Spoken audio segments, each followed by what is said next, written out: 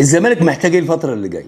محتاج استقرار، محتاج فلوس، محتاج انك تلاعب مشي اللعيبة اللي ما بتستفادش بيها، محتاج تعاقدات في بعض الاماكن اللي انت محتاجها، محتاج انك تخلص ويبقى عندك شخصية ولجنة كورة تعرف تشتري وما تتدخلش وما تشتريش لعيب غير اللعيب يليق باسمه وشخصية نادي الزمالك، محتاج ناس بتفهم تدير الكورة في نادي الزمالك، محتاج قناة ما فيهاش مجاملات، محتاج حاجات كتير قوي.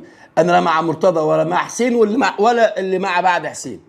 انا ده مبدئي عشان بس لما كنت بطلع انتقد يبقى انا مع مرتضى طلعت اي لا انا مع حسين، لا مش مع حد، انا مع نادي الزمالك ومع الشعار ده بس.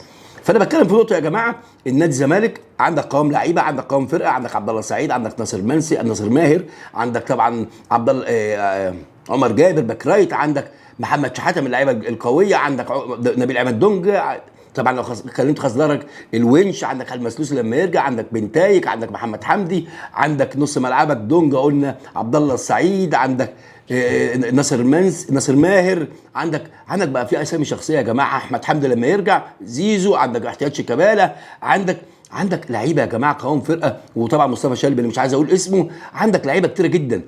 بس انت عندك بشلاك، عندك لعيبه لازم تمشيها، عمر فرج، عندك لعيبه انت ورطت نفسك بشكل كبير جدا، المفروض اللعيبه تلحق تمشيها، الحق مشيها وربنا المعبود وطلع، يعني هات الاحتياط بتاعك حتى من الناشئين، ما عنديش مشكله اللعيبه اللي تنفع، لكن لعيبه بتنزل ما بتعملش اي فارق، يعني مش لك ما عملش حاجه، اللعيب يبان من لمسته يا جماعه.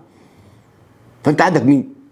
شوف بنتاج ما شاء الله تبارك الرحمن، وتقدر وكمان فتوح اللي نسيت اقول اسمه يا جماعه، يعني انت ممكن توظف فتوح وبنتاج، ده بنتاج لما لعب شويه مكان مصطفى شلبي دخل من العمق واخترق، وعارف الواد ده حافظ الخط ازاي، حافظ الجهه الشمال دي تلعب ازاي، لما باك ازاي تزيد، لما جناح ازاي تدخل العمق، ازاي تفتح، ازاي تعمل اوفرلاب مع الباك بتاعك، ازاي تدخل للعمق، ازاي تغطي، ازاي تغطي العكسيه، تكمل في الهجوم، تدخل للداخل ازاي تفتح الباك يزيد، ازاي ترجع ورا وتدافع، ازاي تدخل للعمق وتقطع، حاجات كتير قوي بيعملها.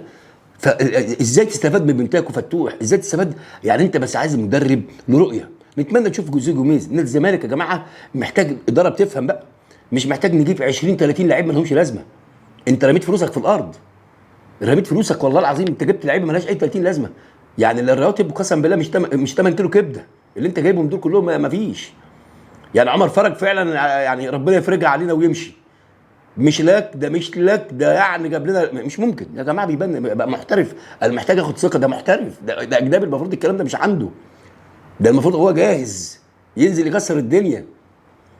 فانا بقول يا جماعه لا، وشيكابالا هل هيقدر شيكابالا يدوس ويكمل وحتى يبقى بديل قوي بقى مع زيزو؟ نتمنى، لكن انا مش شايف، انا شايف اصابات كتيره، يعني الله يعطيه العافيه عبد الله سعيد يتعلم مثال وقدوه للعيبه مصر كلها ازاي بيدوس على نفسه وشغال على نفسه ومحافظ على نفسه، مع انه في مكان بدنيا قوي جدا، لكن بيقدر يعوض ده، بيعرف يوزع مجهوده، بيعرف يرفع عينه، بيعرف حاجات كتيره جدا بيعرف يعملها بكوره ما شاء الله عبد الله السعيد. فنتمنى يبقى دكه على نفس المستوى، ونتمنى الصفقات تبقى تليق باسمي وتيشيرت نادي الزمالك، لكن اللي بيحصل في نادي الزمالك ده تخبط كبير جدا.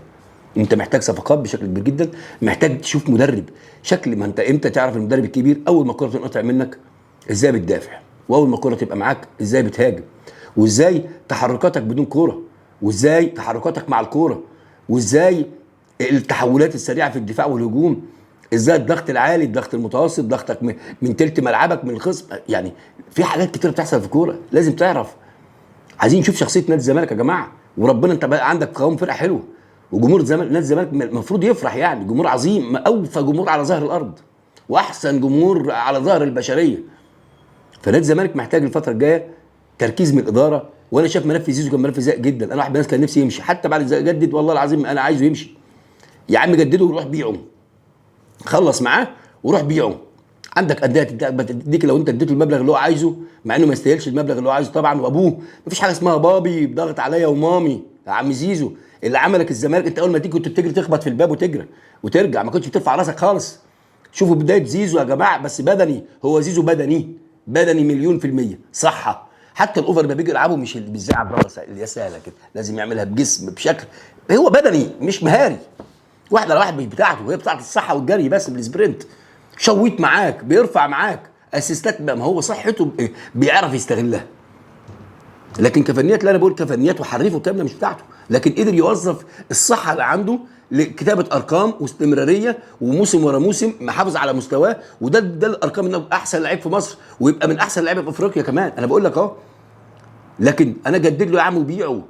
يا عم انت جات لك اكتر من فرصه، اي لعيب يجي لك بمبلغ كبير، بس انتوا يعني مش عاوز اقول سفاهه لا، انت اعرف دير بقى لما هتبيعوا الفلوس دي هتجيب بيها مين؟ هتعرف تتصرف وتجيب لعيبه تقيله، ولا هترميها في الارض زي اللي جبتهم ومشيتهم؟ فهي دي كارثه. الحمد لله. فنتمنى نشوف اداره فعلا، اداره تقدر تدير نادي الزمالك، اداره قويه في ملف الكوره، ولازم ندعم المجلس الموجود اذا هينجح نادي الزمالك. هينزل نادي الزمالك وهنشوف مفيش كوره ومفيش وخساير ونكايب وديون وقضايا وبلاوي زرقاء، يبقى بالسلامه. هو اللي هيجي بعده وبعده وبعده وبعده. احنا مع الكيان ومع نادي الزمالك. اذا عجبك الفيديو لايك شير كومنت. سلام.